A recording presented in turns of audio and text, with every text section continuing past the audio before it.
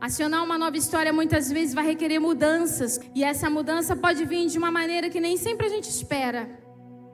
Como no meu caso, né? Foi através de um assalto, foi através de pressão na minha casa.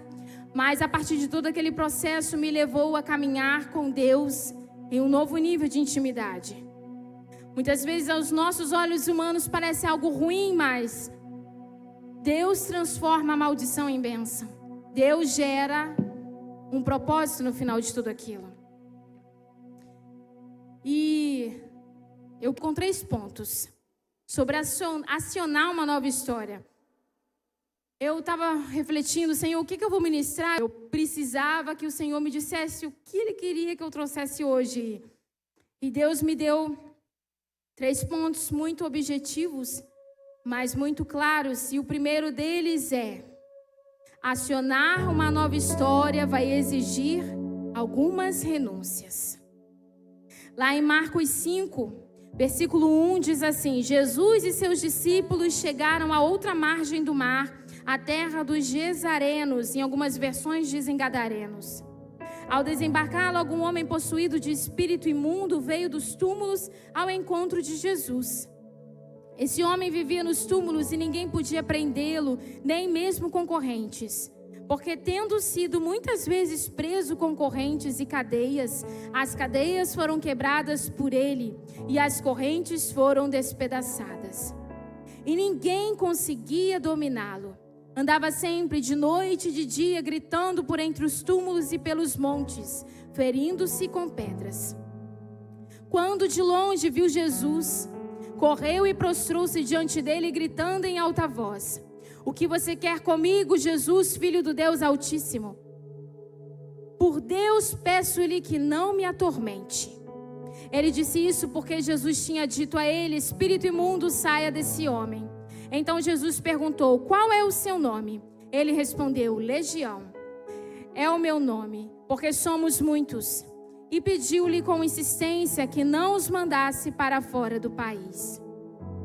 Ora, uma grande manada de porcos estava pastando ali pelo monte. E os espíritos imundos pediram a Jesus: Mande-nos para os porcos, para que entremos neles. E Jesus o permitiu.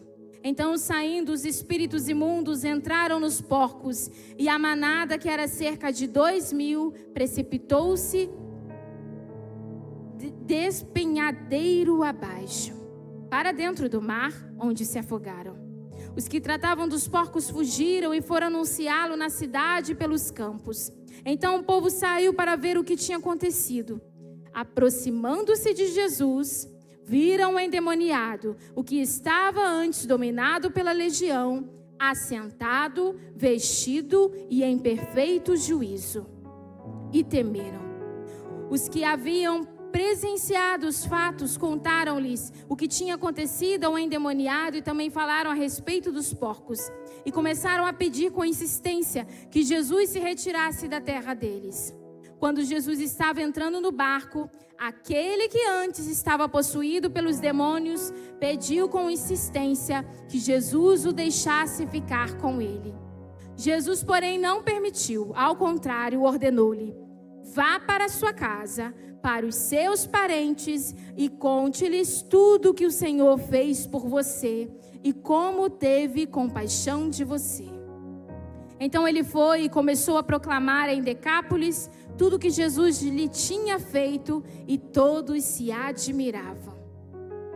Quando nós lemos o texto de Mateus, paralelo a esse, nós descobrimos, Mateus nos revela coisas a mais aqui dessa história. Na verdade, haviam 2 endemoniados, só que aqui Marcos ele destaca esse. E aqui nos traz a revelação do processo desse homem. Ele encontrou Jesus, ele recebeu libertação, ele viveu uma conversão, ele mudou suas atitudes, ele entrou em arrependimento. Ele vivia preso por cadeias espirituais. Ele vivia em sepulcros, nu, se cortando, em lugares solitários, totalmente manipulado por demônios. Um só já faz um estrago muito grande. Agora imagina, segundo estudiosos, havia naquele homem uma legião, mais ou menos uns 2.000 demônios. Então essa era a situação daquele homem. Mas quando Jesus pisou naquele território, Jesus mudou a vida dele. Aqui vemos que após ele ser liberto, toda a cidade se espantou em vê-lo ao lado de Jesus, liberto e em perfeito juízo. Ele aqui renunciou ao seu passado para viver uma nova história. O que você precisa renunciar hoje? Novamente eu volto nisso. O que você precisa renunciar hoje? Não tem como a gente querer viver o novo, acionar uma nova história, se a gente continua se apegando ao velho, se a gente continua se apegando àquilo que Jesus já falou. Larga, deixa, termina esse namoro, para de frequentar aquele lugar, para de olhar esse tipo de site, para de gerar esse sentimento dentro de você. Para de alimentar esse hábito que você sabe que não é bom. Para de se vestir desse jeito. Para de desejar controlar tudo. A renúncia é deixar algo para abraçar outra coisa. Abraçar o quê? Aquilo que o céu quer e diz sobre você. Não dá para a gente abraçar duas coisas. Não tem como abraçar o reino de Deus e a minha vontade. Se a sua vontade estiver alinhada com a vontade do Pai, perfeito. Mas se não tiver, fica com a dele. Então, renúncia. Dedicar ao Senhor requer renúncia. Em Lucas 9, 23 e 25 diz assim: disse ele à multidão: se alguém quer ser meu seguidor, negue a si mesmo, tome diariamente sua cruz e siga-me. Negar a si mesmo, aqui nessa versão nos traz o significado renúncia, negar a si mesmo. Lá em 2 Timóteo, do capítulo 3, de 1 a 5, ele nos traz uma lista do que se tornaria os últimos dias. Diz assim: nos últimos dias sobrevirão tempos difíceis. Os seres humanos serão egoístas, avarentos, orgulhosos, arrogantes, blasfemadores, desobedientes aos pais, ingratos, ímpios, sem afeição natural, implacáveis, caluniadores, sem domínio de si, cruéis, inimigos do bem, traidores, atrevidos, convencidos, mais amigos dos prazeres do que amigos de Deus, tendo forma de piedade, mas negando o poder dela. Se alguma coisa dessa lista desejar alcançar a nossa mente, o nosso coração, a nossa vida, é necessário a gente renunciar. Aqui Paulo trouxe uma revelação. Nos últimos dias, vivemos os últimos dias. Nos últimos dias, o ser humano terá uma característica de atitudes, de personalidade, serão essas. Mas aqueles que andam segundo a palavra de Deus, isso daqui precisa renunciar. Vemos então aqui que aquele homem, ele estava com uma legião. E segundo estudos, como eu disse, havia mais ou menos 2.000 demônios dele. O mundo espiritual, ele age de forma diferente. O mundo espiritual, podemos dizer que nos enxerga como casa. E casa vazia tem perigo de invasão. Todos os espaços da nossa vida precisam ser preenchidos. Preenchido por quem? Por Jesus. Pecados são como imãs. Eles atraem os demônios. Não, mas é um pecadinho tão pequenininho. Só senti uma invejinha hoje. Atrai? Não, eu menti. Falei assim que eu não estava em casa, mas eu estava. Não importa o tamanho do pecado. No mundo espiritual, ele é como convites para demônios. Ah, me prova na Bíblia. Mateus 12, 43, 45. Quando o espírito imundo deixa uma pessoa, anda por lugares secos, à procura de descanso, mas não encontra. Então diz: voltarei à casa da qual eu saí. Ele volta para sua casa antiga e a encontra vazia, varrida e arrumada. Então o espírito busca outros 7 espíritos piores que ele, e todos entram na pessoa e passam a morar nela. E a pessoa fica pior que antes. Aqui era o ensinamento que Jesus estava dando.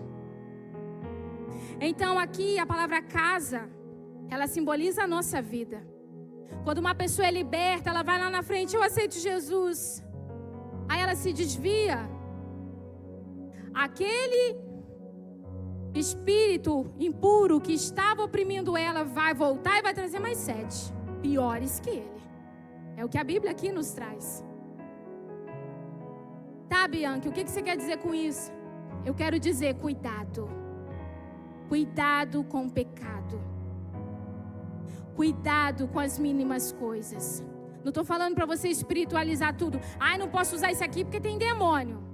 Estou dizendo cuidado. Pecados são como imã, como convites no mundo espiritual. E como a gente se livra de tudo isso? Se você se encontra hoje, você tem noção que você está numa opressão, perturbação, aqueles pensamentos que você sabe que não vem do seu Deus, do seu Pai celestial. Você precisa confessar, falar: Senhor, eu estou sentindo isso, isso e isso. Eu estou com vontade disso, disso, disso. Eu fiz isso, isso e isso. Clamar pela cobertura do sangue de Jesus. A Bíblia diz que o sangue de Jesus nos purifica de todo pecado. Não é naquela época eles pegavam no Êxodo, ali com Moisés, pegava o animal, matava, todo aquele simbolismo, mas hoje a gente não precisa matar animal, fazer nada dessas coisas, você precisa usar a sua boca. Sangue de Jesus é usado palavras, sua confissão, sua declaração. E no final aqui do relato da libertação desse homem, do gadareno, lá em Marcos 5, vemos que ele desejou acompanhar Jesus. A gente não está falando sobre seguir Jesus? Ele desejou acompanhar Jesus, mas Jesus falou aqui para ele, ó, não. Você não vai vir atrás de mim, não. Por quê? Ele não podia ir. Jesus desejou que ele o seguisse testemunhando. Que ele anunciasse, testemunhasse primeiro na família dele, depois em Decápolis. Aqui a Bíblia chama Decápolis. Era um lugar formado por 10 cidades. Esse homem virou um missionário. Começou a dizer que Jesus o havia transformado. Às vezes a gente acha que o ápice, né, de seguir Jesus é largar nossas vidas, a nossa rotina, como eu fiz. Mas nem todas as vezes vão ser chamados para isso. Mas o que Jesus quer de você, né? Muitas vezes a gente, não, eu vou lá para a África. Quero ser missionário na África. Se Jesus te chamou, vai mesmo, obedece, não foge não. Porque se você fugir, ele vai te pegar do mesmo jeito. É como um fogo nos ossos, Jeremias diz isso. Jeremias chegou a um certo ponto que ele não queria mais proclamar a palavra, porque ele estava vendo o seu povo em ruínas, e ele entrava em agonia diante de tudo aquilo, e ele falou, eu não vou falar mais. E ele disse, era como um fogo em meus ossos, e eu não posso conter. Então, se você tem um chamado para algo específico que você está fugindo, é melhor você parar. Lembra de Jonas? Pois é. Se renda ao propósito de Deus, porque Ele vai te equipar tudo aquilo que você precisa. Então, às vezes a gente acha que, né, que o ápice de seguir Jesus é largar tudo e ir para tantos outros lugares distantes. Mas eu vejo que hoje em nossa geração, o maior desafio de seguir Jesus é aonde você está. Como eu disse, se Jesus te chamou a isso, faça. Mas comece abraçando como aquele homem, no meio da família. Qual testemunho você tem dado no meio da sua família? Como você reage diante daquelas situações tão complicadas?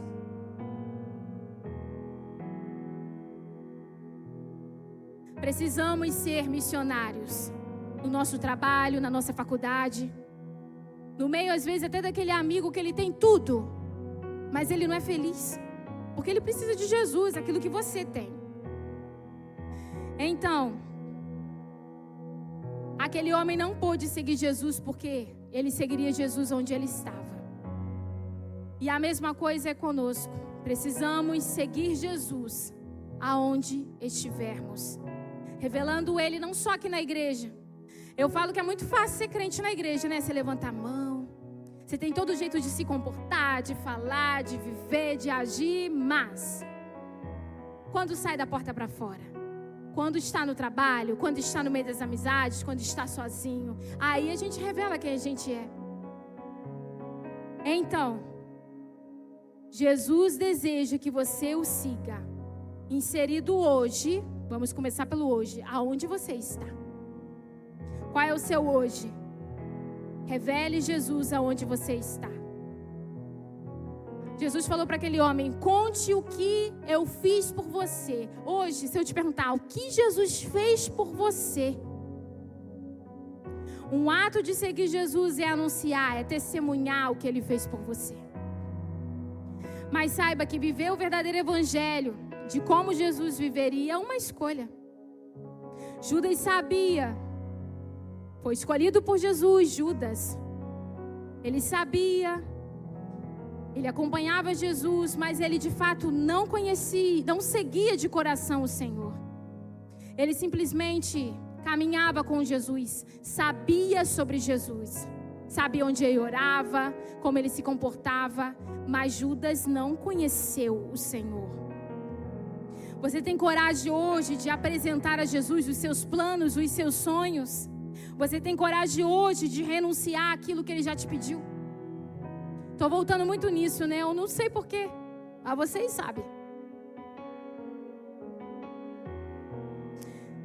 E se diante dos seus planos, se você entregar para Jesus, Ele falar assim: então, eu não quero isso não, eu tenho outro plano para você. Você tem coragem de viver o plano dele e deixar o seu? São escolhas, Ele não nos obriga. Como eu disse, há recompensas para aqueles que seguem o Cordeiro. Estar nesse altar, como eu disse, levar a palavra através da arte exige muitas renúncias, muitos processos. Mas eu não posso me conter. Eu já tentei parar, mas eu não posso. Deus deseja te levar para um novo nível com Ele. Mas o primeiro passo são as renúncias. Segundo, acionar uma nova história vai exigir a você escolhas. Lá em Marcos 10, 17 ao 22, vemos a história ali do jovem rico. Ele tinha tudo. E ele disse a Jesus: o que eu posso fazer para ter a vida eterna? Jesus cita ali os mandamentos: honrar pai e mãe, isso, aquilo. Eu faço isso tudo. E Jesus disse: mas te falta uma coisa. Vende tudo que você tem e dá aos pobres. A Bíblia diz: e depois siga-me. Ele ainda fala isso: e depois siga-me. Esse Jesus convidou para seguir. Ele se entristeceu e saiu. A Bíblia diz que ele tinha muitas propriedades e ele não conseguiu abrir mão delas para seguir Jesus. Jesus aqui, ele não está pregando contra o dinheiro. Você pode trabalhar sim, você pode ter dinheiro sim, mas aqui a grande questão estava: aonde estava o coração daquele jovem? Jesus sabia que ali o coração dele estava nas riquezas. O Deus dele era o dinheiro. Quando a gente não consegue abrir mão de alguma coisa para Jesus, é porque aquilo já se tornou um Deus na nossa vida e a gente está adorando aquilo em vez de Jesus. Então aquele jovem era cheio de dinheiro. E ali Jesus o convidou a seguir, mas ele não quis. Jesus hoje nos faz uma escolha. Ah, Bianca, eu estou aqui na igreja, eu já sigo Jesus. Sim, mas Jesus hoje te faz um convite de entrar no nível mais profundo. Às vezes a gente acha: nossa, eu acompanhei vocês lá no Instagram, nossa, o retiro foi isso, foi aquilo. Você acha que aquela glória do Senhor fica lá no retiro? Você acha que tudo aquilo que você viveu, você precisa de um outro retiro? Eu amava retiro. Eu tenho 34 anos, eu era mais jovem, né? E eu participava sempre ali dos retiros da Igreja Metodista Wesleyana. A gente sempre tinha retiro. Meu pai se virava e me ajudava na adolescência para eu participar de tudo. E quantas coisas eu vivi no retiro. É um momento propício, eu sei. Ali é uma consagração especial, a equipe se prepara de uma forma especial. O ambiente é propício para que algo aconteça e te marque. Mas hoje eu quero te levar a um novo pensamento. Você não precisa esperar o próximo retiro para ser marcado pela presença. Como Bianca eu posso acionar uma nova história na minha vida? Como Bianca eu posso viver aquilo que eu vivi no retiro, aquilo que falaram que aconteceu no retiro, mas eu não fui porque não deu? E é o meu último ponto. Como? Mateus 6,6. entra no quarto, fecha a porta e vá falar com seu pai no secreto. Às vezes a gente coloca aquela receitinha, né? Não, para Jesus falar hoje comigo, tem que fazer isso, isso e isso. Eu tenho que ir no congresso, eu tenho que ir no retiro, tem que ter aquela pessoa pregando, tem que ter aquela pessoa cantando, tem que ter aquela cantando. Quem disse? Se você está sedento, é só você entrar no seu secreto.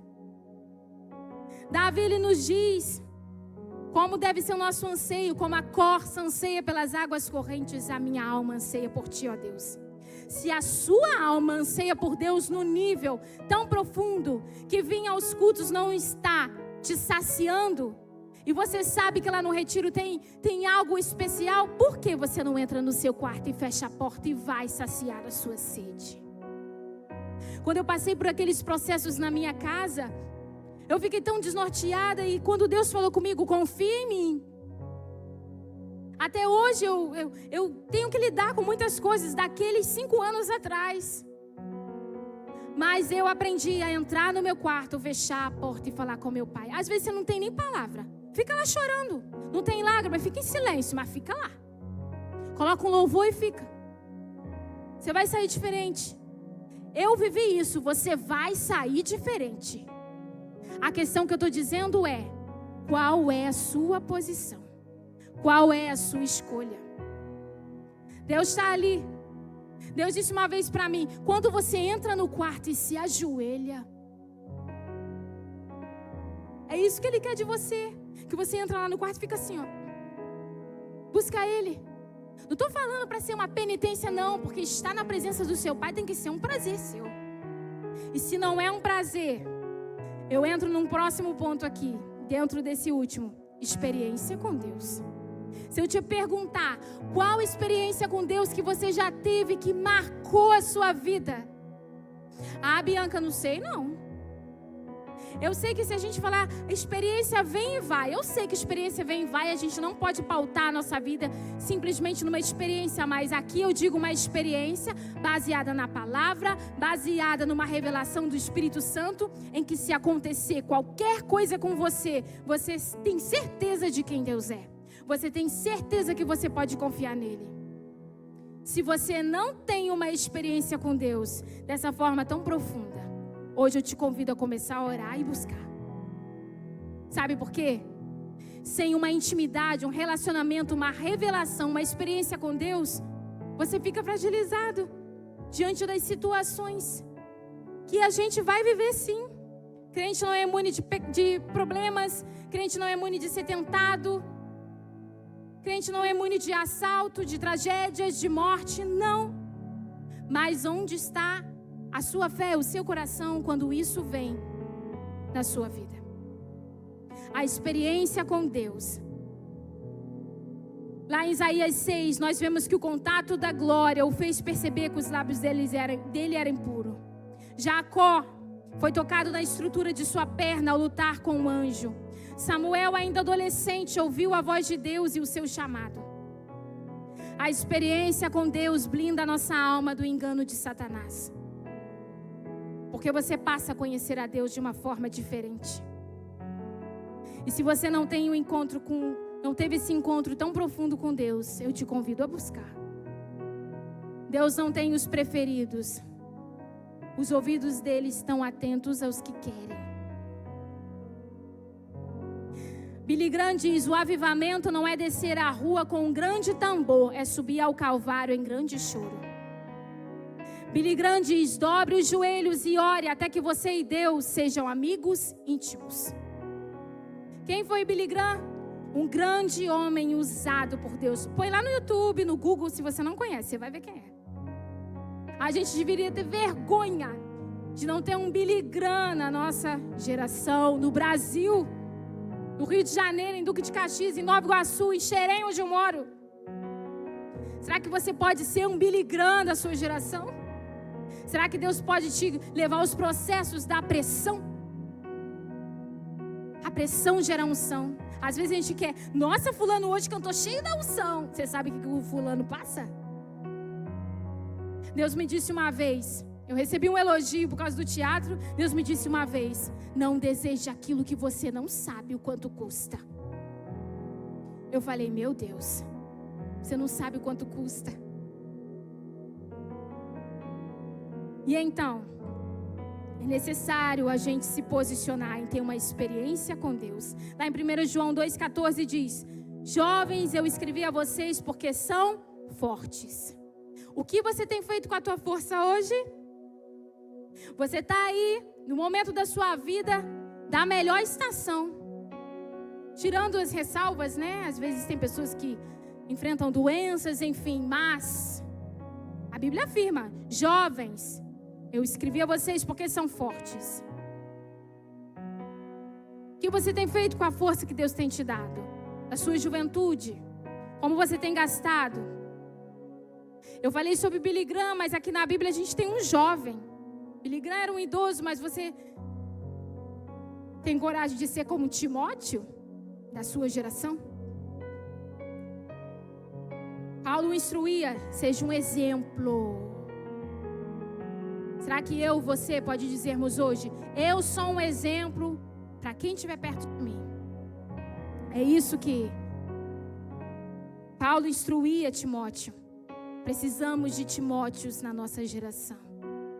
Aqueles que não se contentam simplesmente em participar de coisas e coisas, mas cultivam Mateus 6,6. Então precisamos acionar uma nova história com renúncia.